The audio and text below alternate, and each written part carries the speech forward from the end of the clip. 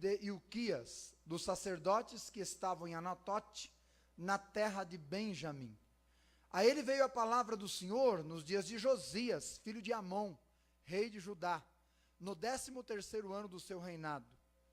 Ele veio também nos dias de Joaquim, filho de Josias, rei de Judá, até o fim do ano 10º de Zedequias, filho de Josias, rei de Judá.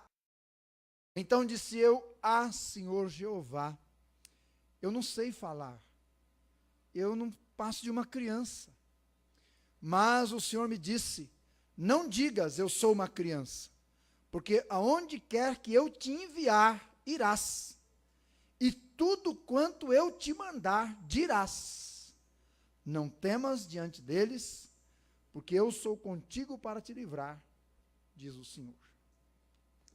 Que o Senhor abençoe a leitura da sua palavra, esse texto e a mensagem. Oremos. Pai, muito obrigado por esta noite, por essa primeira parte do culto, pelo privilégio de sermos o teu povo e podermos abrir a tua palavra confiados no poder do teu Espírito Santo de convencer do pecado, da justiça e do juízo.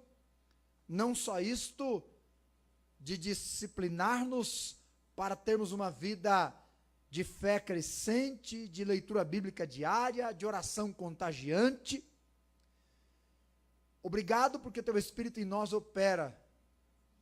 Obrigado porque num culto o Senhor faz maravilhas dentro de nós. Obrigado porque o Senhor muda o destino de pessoas quando a tua palavra está sendo exposta. Portanto, abençoe-a neste momento. E abençoe a alma de cada um que aqui está. O Senhor nos trouxe porque quer falar conosco. E nós viemos porque queremos te ouvir. Então fala, Senhor, e encontre bom solo neste lugar. Em nome de Jesus. Amém. Nos idos de 1995, se converteu um jovem em nossa igreja em Marilândia do Sul, de nome João da Silva. E naquela época eu já estava ingressando no seminário, já era seminarista. E aquele jovem teve um primeiro amor bem empolgante. Ele não perdia cultos, ele não deixava de estar nas reuniões de oração, ele participava dos trabalhos de evangelismo, ele se importava quando alguém não vinha à igreja, e rapidamente ele cresceu. E eu me lembro que em várias reuniões, o João tinha um pedido bem específico. Ele queria cumprir Mateus 9. Então, sempre quando ele tinha a oportunidade para fazer um pedido de oração, ele se levantava e dizia assim: irmãos, que Deus mande obreiros para a sua seara. E por várias vezes o João fez isso. Até que Deus lhe respondeu a oração. E enviou ele para o campo missionário. Acho que Deus tem o hábito de ouvir as orações de um modo diferente do que a gente imagina, não é? E Deus então o enviou para o trabalho. E quando Deus o chamou e ele aceitou o desafio, eu me lembro que numa conversa, ele disse assim: irmão, uma coisa é que eu não me entendo, é por que Deus mandou justamente eu, um inadequado? Justamente eu não tenho capacidade. Eu não sei nem falar em público direito. Mas não era verdade, não. Ele estava meio com medo. Porque o João tinha sido um quase padre. Não é? Então ele já pregava há muito tempo, não o evangelho. Mas quando você lida com o evangelho, a perna treme. Não é? Mas ele dizia várias vezes: eu sou um insuficiente, eu sou um incapaz, eu sou inadequado para isso. Por que Deus me mandou? Por fim, ele atendeu o chamado efetivamente, foi preparado e tem servido ao Senhor já por longos anos. Não é? Já plantou uma igreja e, até onde eu sei, já miram numa segunda. Eu me lembrei quando ele disse que ele se sentia inadequado, das palavras de Paulo, que disse: quem, porém, é suficiente para estas coisas? E Paulo se referia às atividades eclesiásticas, ao trabalho de Deus. Eu não sei quanto a vocês, irmãos, mas, por vezes, quando eu recebo uma responsabilidade do Senhor em minhas mãos para executar, muitas vezes, eu me sinto incapaz, inadequado, eu me sinto pequeno diante daquilo. Eu acabei de confessar para vocês que estou bastante apreensivo com uma viagem que eu já fiz 10 vezes. Essa é a 10ª vez que eu vou para o norte. Mas não é por causa da viagem, é por causa do ide do Senhor, é por causa do peso da responsabilidade. É algo acima de nós, é algo além da gente. Eu não sei quanto a você, mas isso me pesa, pesa mesmo. E Paulo, quando ele disse quem é suficiente para essas coisas, se referindo então às atividades eclesiásticas, ele mesmo responde: não que por nós mesmos sejamos capazes de pensar alguma coisa como se de nós partisse, pelo contrário, nossa suficiência tem que vir de Deus. E nesse texto que eu acabei de ler, nós temos então Deus chamando uma pessoa para realizar a sua vontade. E o chamado de Deus a uma pessoa, seja ela para o que for, não é porque ela é mais eficiente ou capaz do que outras, não é porque ela tem mais virtudes, não é porque ela sabe mais do que outras, não é porque ela é mais do que alguém, nada disso. Deus chama pessoas e nada tem a ver com suas habilidades em si, ou suficiências. O chamado de Deus tem a ver com Ele mesmo, com a obra dEle e com os planos dEle. Então, todos aqueles que Ele chama, Ele transforma, Ele capacita, Ele usa para a glória dEle, conforme a sua perfeita vontade. É por isso que a palavra chamado está na Bíblia, e é por isso que na Bíblia você vê Deus chamando gente de todo tipo. Se você estudar como foi escrita a Escritura, e você aprender que foram cerca de 40 pessoas que Deus usou para escrever esse livro que você tem nas mãos aí, você vai ver que Deus usou pessoas iletradas, Deus usou boiadeiros, Deus usou profetas, Deus usou pessoas que mal sabiam escrever, Ele usou estadistas, usou reis também. O chamado dele é que dá à pessoa a capacidade para ela fazer o que Ele quer que ela faça. Talvez você pense assim: mas eu sou um pecador tão inadequado, tão perdido, tão incapaz, tão envolto nesse mundo, tão cheio do lamaçal, das trevas que imperam neste mundo, eu sou tão imundo, tão sujo, eu já pequei tanto, Deus não vai transformar a minha vida. Escute,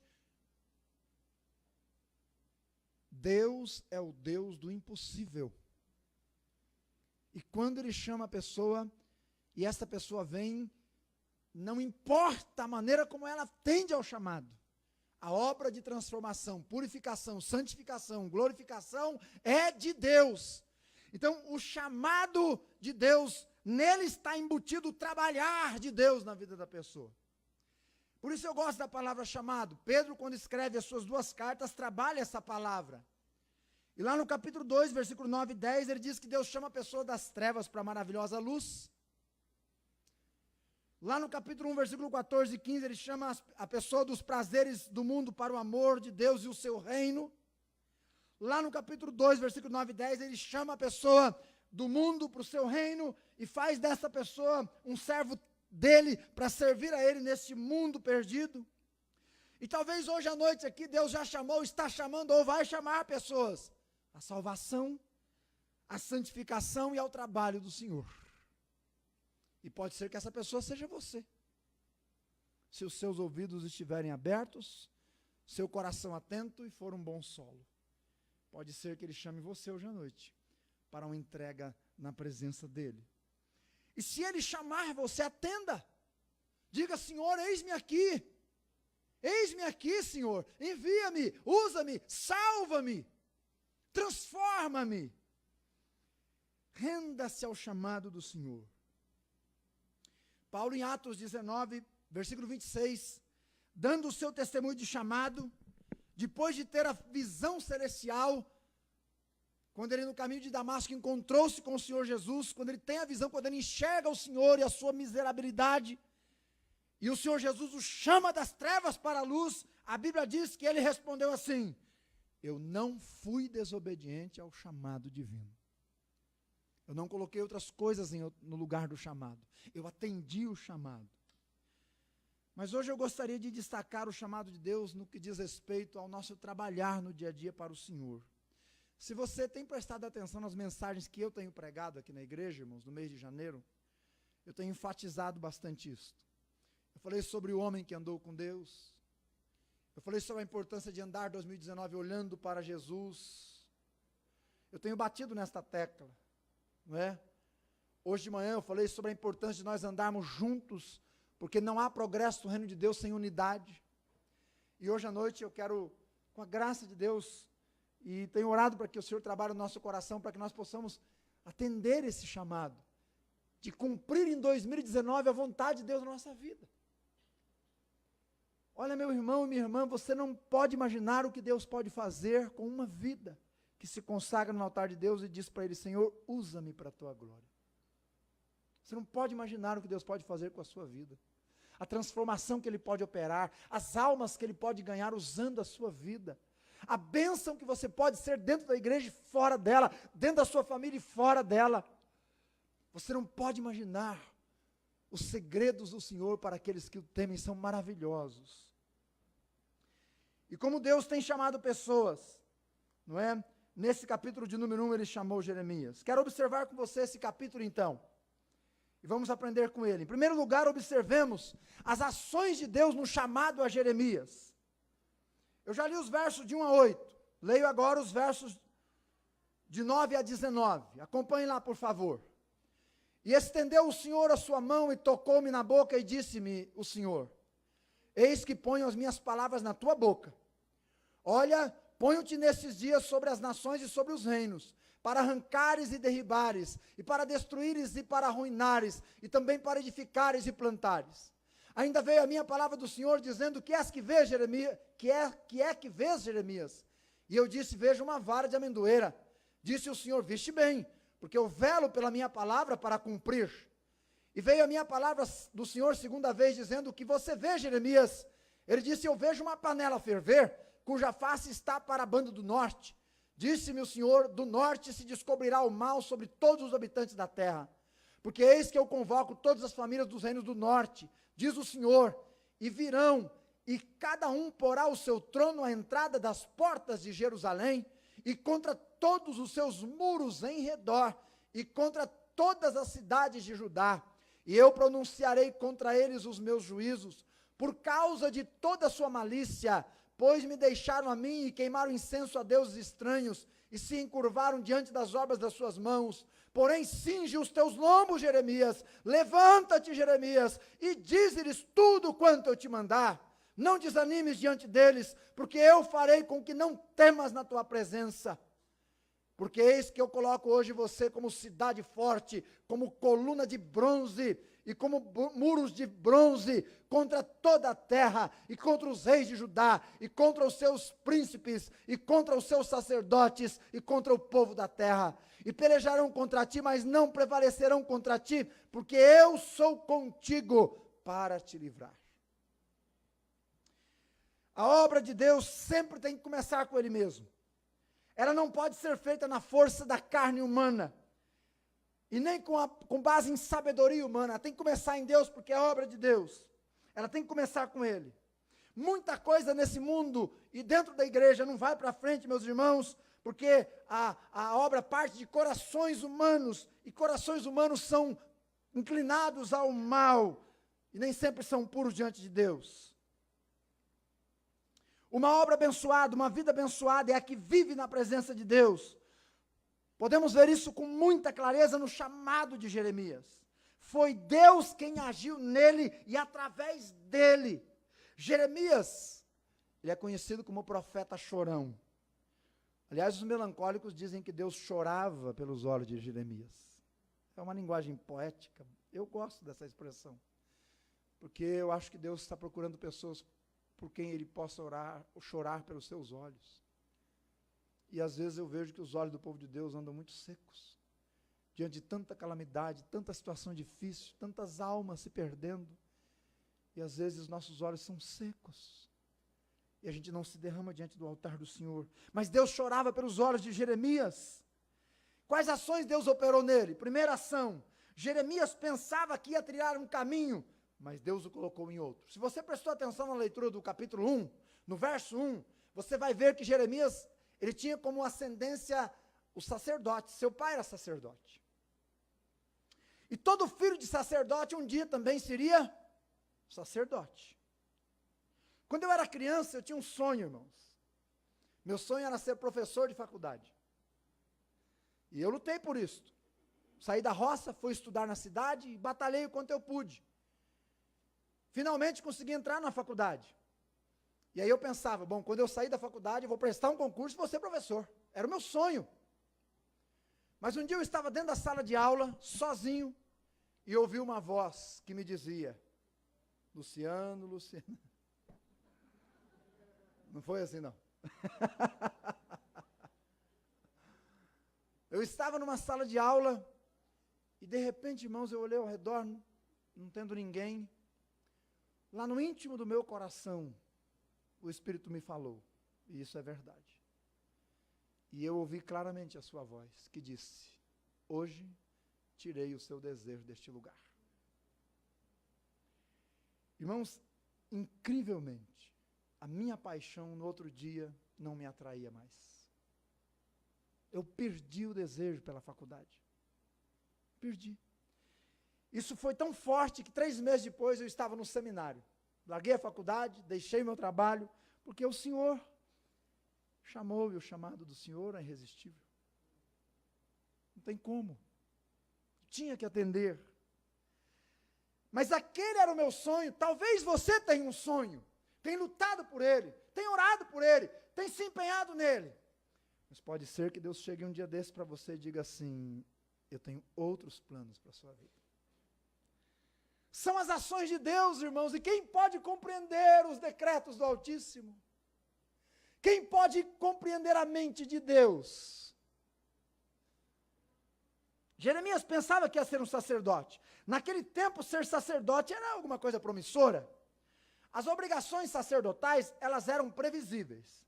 As tarefas estavam implícitas na lei, estavam escritas. Então, o sacerdote oferecia sacrifícios, examinava leprosos e pessoas impuras para ver se estavam curadas ou não, realizava cerimônias oficiais, como excluir ou reintegrar uma pessoa na comunidade, cuidar do santuário, ensinar a lei. Um sacerdote, quando ele ingressava no reino sacerdotal, efetivamente, ele já sabia o que fazer. Segundo, os sacerdotes cumpriam rituais externos, oferecer sacrifícios, celebrar rituais de cultos. Terceiro, os sacerdotes, eles eram de uma tribo especial, portanto tinham autoridade, eram respeitados. Quando um sacerdote ia chegando numa cidade, normalmente, não é, as pessoas vinham recebê-lo e davam lisonjas, queriam que ele se hospedasse em sua casa. O sacerdote tinha um sustento garantido. Jeremias queria ser um sacerdote. E ele teria desfrutado uma carreira cômoda, confortável e tranquila. Mas Deus lhe mudou o rumo. Veja o versículo 5, que diz claramente, antes que te formasse no ventre te conheci, e antes que saísses do ventre, eu te chamei, eu te santifiquei, e eu te dei as nações para o profeta. Deus mudou o rumo. O ministério profético era diferente. O profeta nunca sabia o que Deus ia mandar dizer. Sempre ficava esperando. E agora, o que é que o Senhor vai mandar? O profeta lidava com o coração das pessoas e com os pecados mais internos. É interessante que no livro de Jeremias aparece a palavra coração mais de 50 vezes. O profeta nem sempre era bem quisto. Se o sacerdote era recepcionado quando chegava numa cidade, o profeta não. Quando o profeta apontava lá na cerca, na entrada da cidade, alguém dizia, e o profeta está chegando. O pessoal sumia para dentro de casa, ninguém queria saber, ninguém queria ouvir, porque normalmente era juízo de Deus que vinha chegando. Então ele não era bem quisto. E se você ler o livro do profeta Jeremias, várias vezes tentaram matá-lo depois de uma pregação. O que menos importava para o profeta era a sua origem. E Deus normalmente chamava certos loucos, fracos, para envergonhar sábios e entendidos. Também o profeta não tinha sustento algum garantido.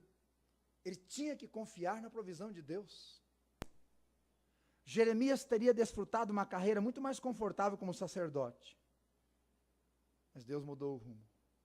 E Deus deu ele como profeta. Se há um chamado de Deus para a sua vida, se há um chamado de Deus para a sua vida, prepare-se para mudar de rumo. Pode ser que Deus faça de você quem você jamais imagina que seria. Quem sabe? Quem sabe? Segundo, Jeremias foi conhecido e planejado por Deus muito antes de Jeremias conhecer Deus. É o que está escrito nos versículos 4 e 5, que eu acabei de ler. Você não pode até acreditar, mas muito, muito antes que pudesse imaginar-se ser quem é, Deus também te conhecia como ele me conhecia. É o que diz o texto. Note, Deus havia formado Jeremias, Deus havia conhecido Jeremias no ventre, Deus havia santificado Jeremias, Deus havia comissionado Jeremias como profeta, e ele nem conhecia Deus ainda. Isto é pura graça eletiva de Deus. E alguém disse assim: tente explicar a eleição divina e você perde a cabeça. Tente viver sem ela e perde a alma. Há muita coisa acontecendo em nossa vida, irmãos, que nós não entendemos. Muita mesmo, muitas coisas. Mas que é plano de Deus para sermos o que Ele quer que sejamos. E sabe qual é o melhor lugar do mundo? O centro exato da vontade de Deus. Aceite a vontade de Deus. Aceite o chamado. Acomode-se à obra e à vontade de Deus. É isso que o texto está mostrando para a gente. Terceiro, Jeremias foi revestido com o poder que vem do céu para servir a Deus. Sempre quando eu converso com alguma pessoa que está começando a ouvir o evangelho, mas ela tem vícios, e as pessoas têm vícios de todo tipo. Tem pessoas que têm vício de jogar na loteria. Tem pessoas que têm vício de tomar Coca-Cola. Tem pessoas que têm vício de fumar, de beber. Tem pessoas que têm vício de ver pornografia. Há vício de todo tipo hoje em dia, gente. Eu não preciso nem dizer de celular, né? E muitas vezes uma pessoa não convertida, quando você começa a apresentar o plano do evangelho, o plano de Deus para a vida dela, ela diz assim: mas eu não posso porque eu tenho um problema, eu não consigo me livrar dele. O dia que eu me livrar, eu vou para Deus. E não sabe ela, ou não imagina ela, que ela sozinha nunca se libertará. É Deus quem liberta, o pecador que vem a Ele como está. Se alguém pudesse mudar-se antes de vir a Deus, Jesus não precisava ter vindo ao mundo. É Cristo quem veio buscar e salvar o perdido. E é Ele quem opera a transformação. E é Ele quem molda a vida e transforma o coração. Jeremias foi chamado e revestido. Os versículos 9 e 10 nos dizem claramente: e estendeu o Senhor a mão. Ei, preste bem atenção no que eu estou te dizendo. Quando Deus chamar você, Ele também estenderá a mão sobre a sua vida. Ele também estenderá a mão. E você terá uma mão estendida sempre que precisar dEle. Ele estenderá a mão sobre a sua vida. E Ele disse: estendeu o Senhor a sua mão e tocou-me na boca. E Ele vai tocar a gente também, porque Ele toca mesmo. E disse-me o Senhor: eis que ponho as minhas palavras na tua boca. Veja como Deus faz. Olha, eu coloco-te neste dia sobre as nações e reinos, para arrancares e derribares, para destruíres e arruinares, para edificares e para plantares. O que significa esse texto? Significa que, como profeta, as palavras que iriam sair da boca de Jeremias tinham que ser as palavras que viriam de Deus. Portanto, Jeremias passou a ser boca de Deus. E olha o que elas causariam, versículo de número 10, elas derrubariam, elas arruinariam, elas edificariam, elas plantariam. E é verdade, irmãos. Às vezes, quando você abre a boca para pregar o evangelho, tem gente que cai. Em situação pior do que o que está. A pessoa endurece tanto e fala, não, você fica na sua, fica na minha, e agora eu vou beber mesmo. Eu tive a oportunidade de dar estudo 3 meses para uma senhora aqui na Vila União, junto com o Rafael, quando ele era vivo. E depois de 3 meses, nós terminamos o estudo, nós perguntamos para aquela senhora se ela tinha entendido o Evangelho, ela disse que tinha. E nós refizemos o plano da salvação e fomos perguntando passo a passo, ela disse que tinha entendido. Eu falei, hoje, pescamos uma aqui. Aí dissemos, então, a senhora está pronta para entregar-se a Jesus e ter sua vida transformada? Ela disse, eu não. Eu não. Eu agradeço o senhor ter vindo na minha casa, muito obrigado, foi muito bom conhecer isso aí, mas você segue a sua vida, eu sigo a minha, eu gosto do meu cigarrinho, agora que eu vou fumar mesmo. Pensei, meu Deus do céu. A palavra de Deus, ela também derruba. E ela também arruína.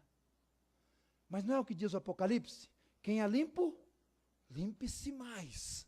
Mas quem é sujo, suje, lambuze-se mais. A palavra de Deus é como o sol que amolece a cera, mas endurece o barro às vezes.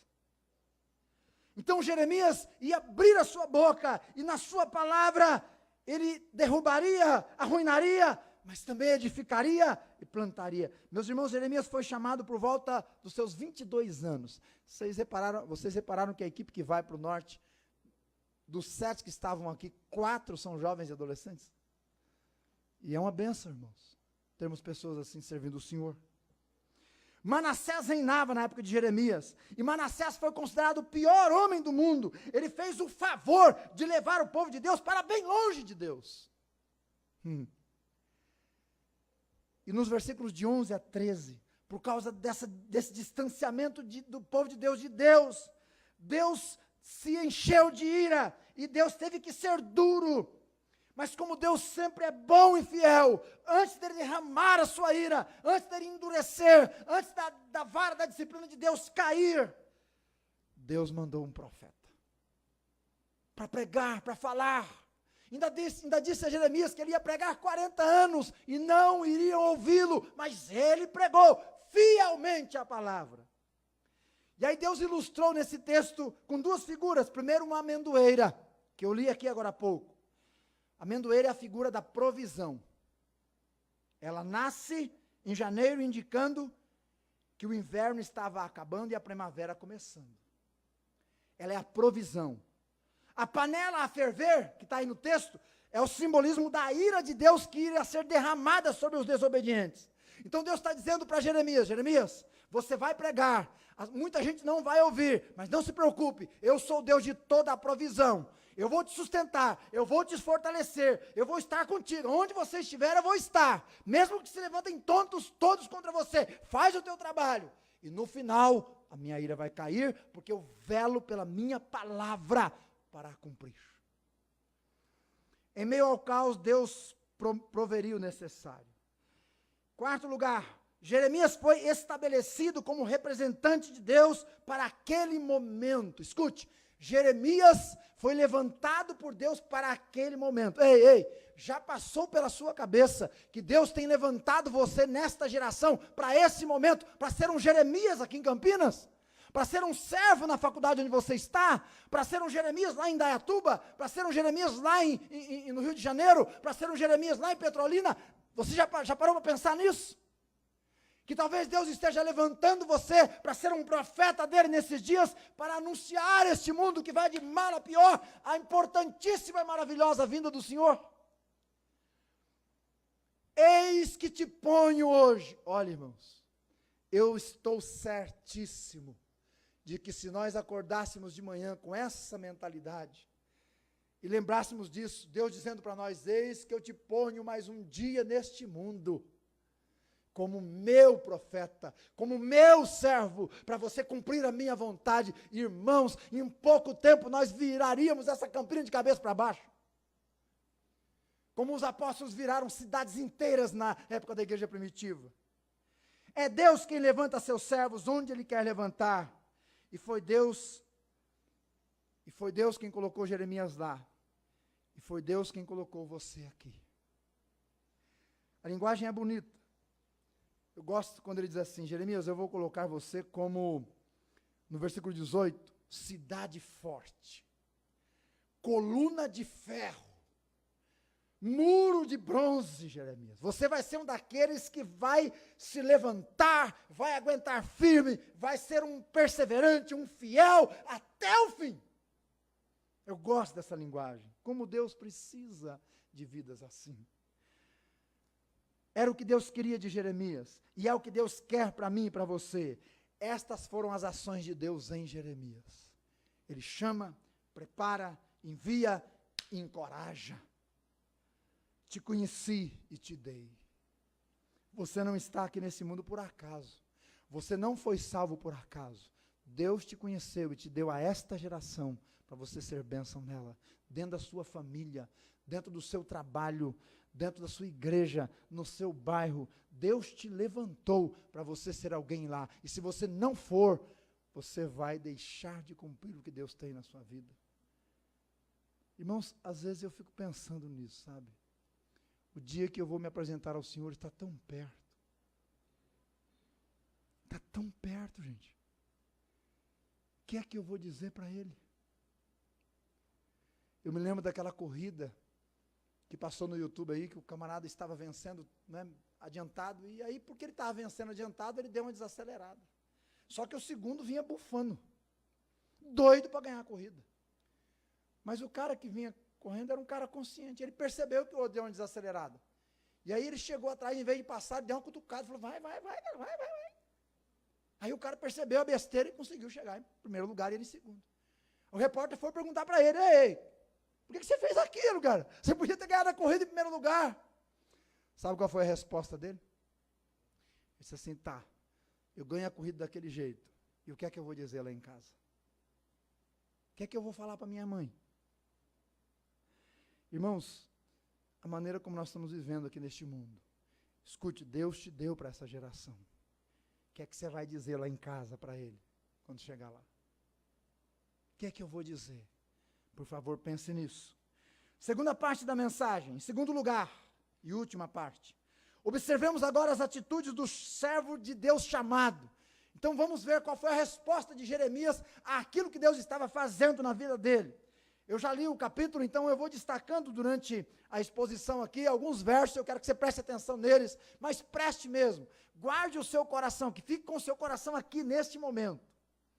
Depois de olharmos as ações de Deus, vamos olhar para as atitudes do servo. Eu concordo com a frase que diz que o trabalho de Deus não é um pátio de recreio, é um campo de batalhas, e essas batalhas são vividas todos os dias. Mas o difícil não é concordar com essa frase, é engolir ela, é viver ela. O difícil é vivê-la no dia a dia, meus irmãos. É tão difícil que estamos vivendo um êxodo ministerial, por exemplo. Hoje nós temos tido tanta falta de obreiros. O pastor Valdir perguntou para mim antes do culto se é verdade que o Seminário Batista Regular do Sul de Curitiba está fechando. Eu disse, pastor, eu não sei. O que eu sei, respondendo aqui de púlpito, é que já faz um tempo que o número de seminaristas, ano após ano, tem diminuído e muito. Mas não é só lá não, em vários seminários, até no Palavra da Vida, que é um gigante de um seminário. Talvez porque pessoas pensam que o ministério é um pátio de recreio, não é? E de repente quando chegam lá não é.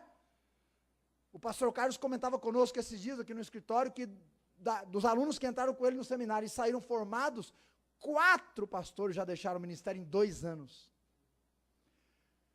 O servo, meus irmãos, tem que ter atitudes certas, tem que ser muro de bronze. Tem que ser coluna de ferro, senão não aguenta, senão desiste.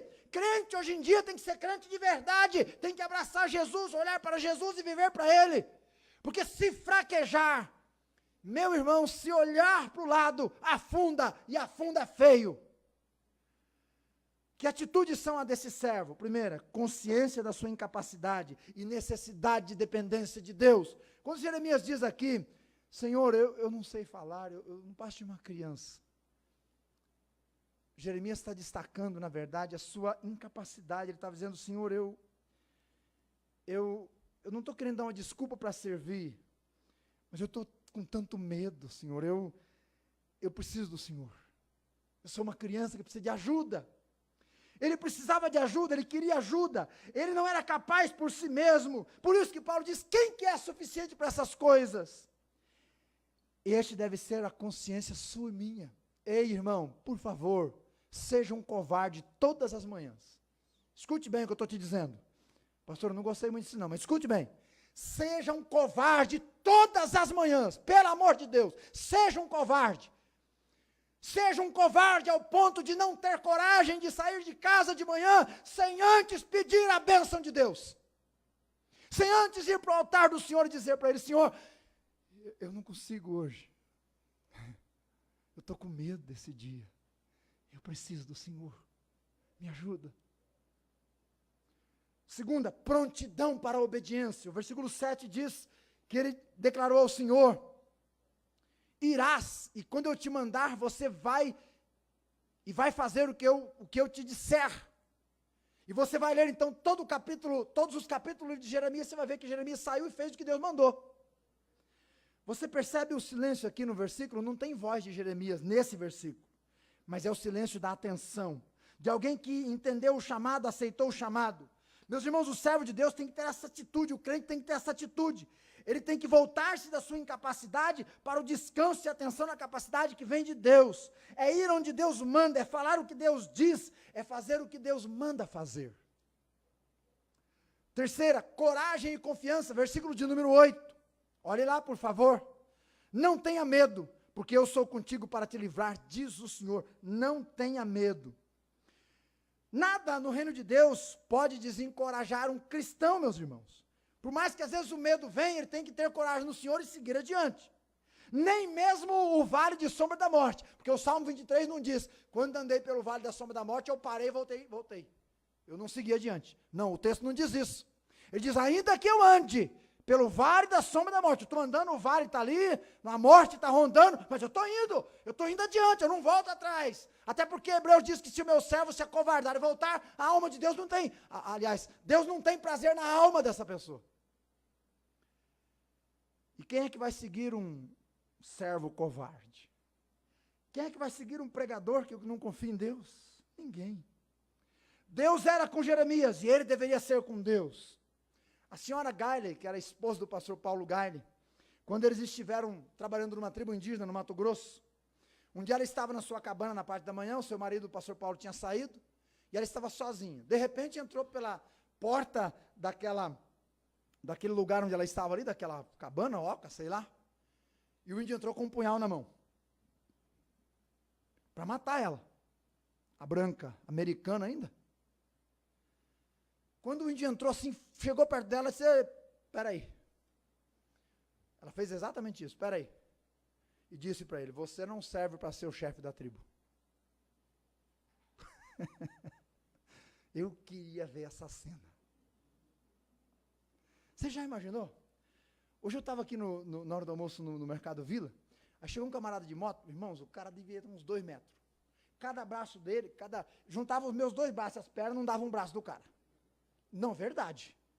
O homem era um monstro, ele desceu da moto e foi andando até com as pernas abertas, porque é tanto músculo assim, todo mundo parou e ficou olhando aquele negócio, parecia um robô andando. Você imagina um índio, lá no meio da tribo, no meio da selva, o cara sobe árvore, desce árvore, corre atrás de onça e tudo mais, chega dentro, vê uma americanazinha lá, com um punhal na mão, diz assim: eu vou matar você. Ele disse: não, você não serve para ser o chefe da tribo. Você pode imaginar a face do índio nessa hora? Mas ele teve coragem.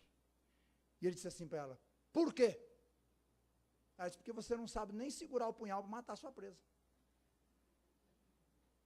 Aí o índio abaixou o punhal. Porque a vergonha deve ter ficado vermelho, sei lá, né? Aí ela falou assim: me dá licença. Pegou o punhal da mão dele, preparou o punhal da maneira certa e falou: você tem que fazer assim, ó. Pega a pessoa, segura bem no pescoço e dá para não errar. Para cortar a jugular mesmo. Você dá bem dado. Certo? Certo. Devolveu o punhal para ele. E ficou esperando. O índio olhou para ela. Não é? Dá licença, senhora. E foi embora. E foi embora. Sabe por quê, irmãos? Porque aquela mulher era uma mulher simples, mas era uma mulher de Deus. Era uma serva de Deus. Era ungida pelo Espírito Santo de Deus. Ela tinha poder de Deus na sua vida para fazer a obra de Deus. Deus a encorajou e revestiu de confiança. E foi o suficiente. Deus disse: não tenha medo, eu vou guardar você. Jeremias deveria ser assim. Quarto, consagração, versículo de número 9. E estendeu sua mão e tocou-me na boca e disse-me o Senhor: eu ponho as minhas palavras na tua boca.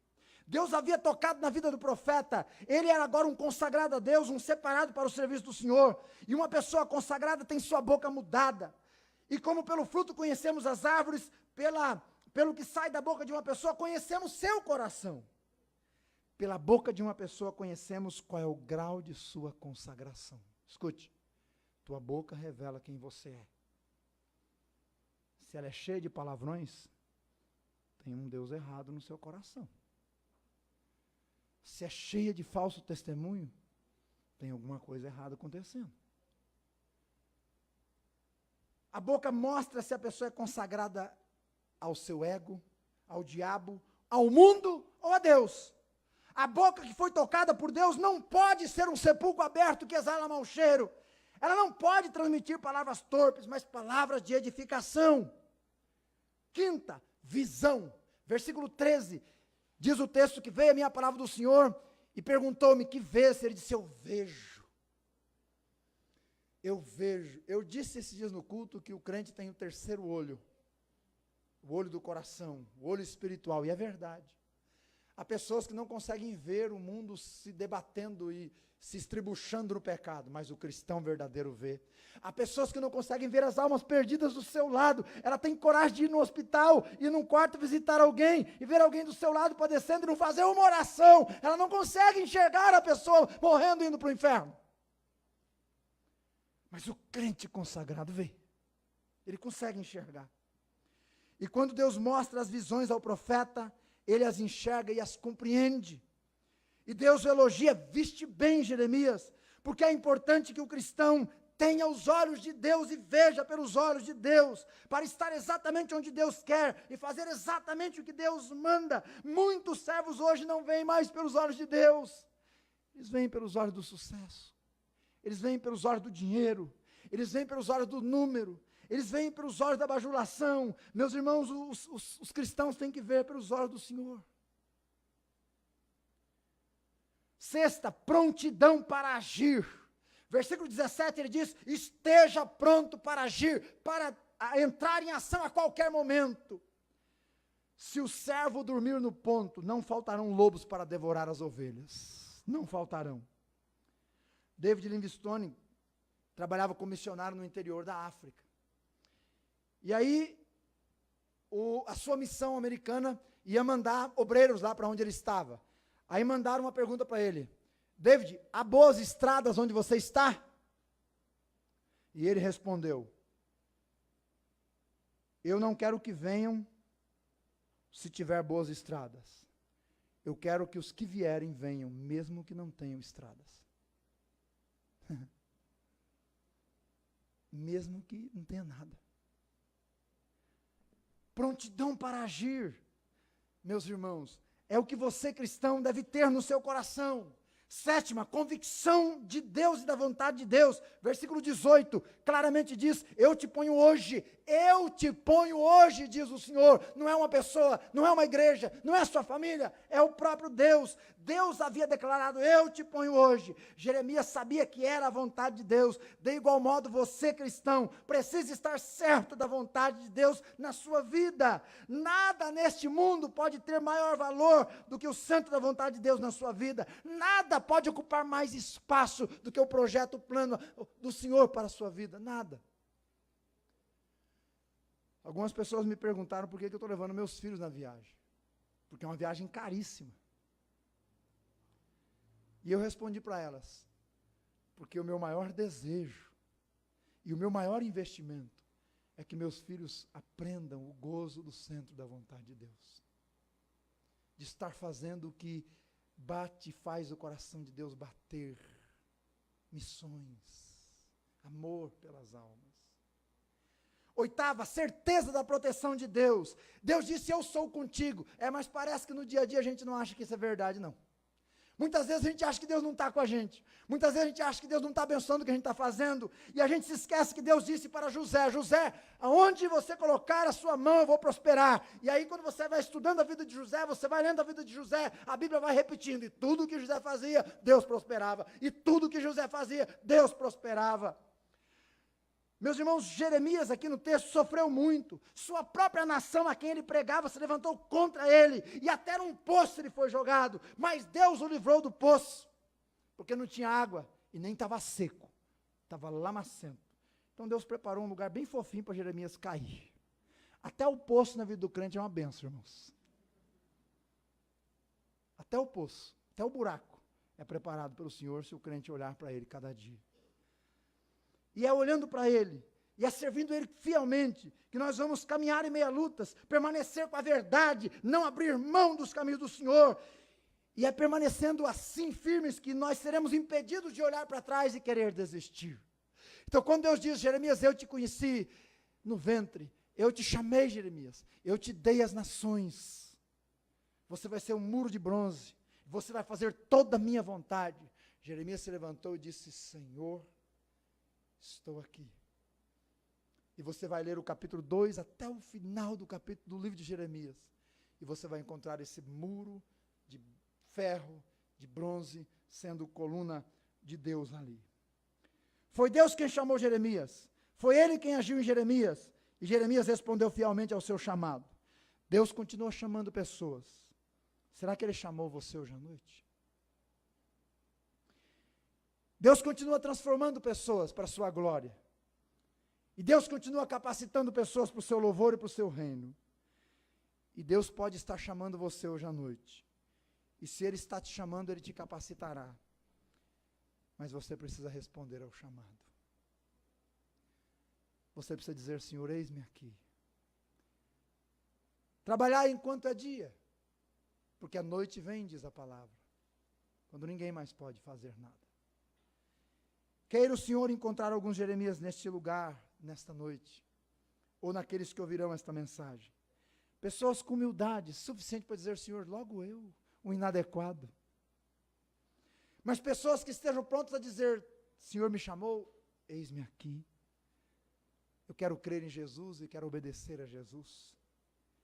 Pessoas que vão dizer, Senhor, eu rendo a minha vida no teu altar, faça de mim o que o Senhor quiser. Pessoas que vão ter coragem para dizer, Senhor, o trabalho é difícil, a luta diária é árdua, as dificuldades são muitas, mas o Senhor mandou, eu vou em frente. Pessoas que tenham visão. Pessoas que estejam convictas de erguer os olhos e verem além. Como Abraão, como Moisés, que viam além daquilo que se vê. Irmão, um dia, Jeremias chegou diante de Deus, porque ele já partiu desse mundo. Eu tenho certeza absoluta de que ele chegou lá sorrindo, de que ele chegou lá aliviado, de que ele chegou lá dizendo, Senhor, tudo que o Senhor mandou fazer, eu fiz. O que o Senhor mandou pregar, eu preguei. O que o Senhor mandou chorar, eu também chorei. E o dia em que eu e você chegaremos diante de Deus, também se aproxima.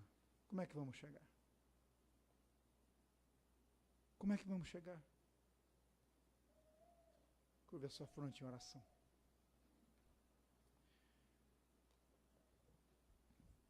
Por favor, quero que você pense nisso.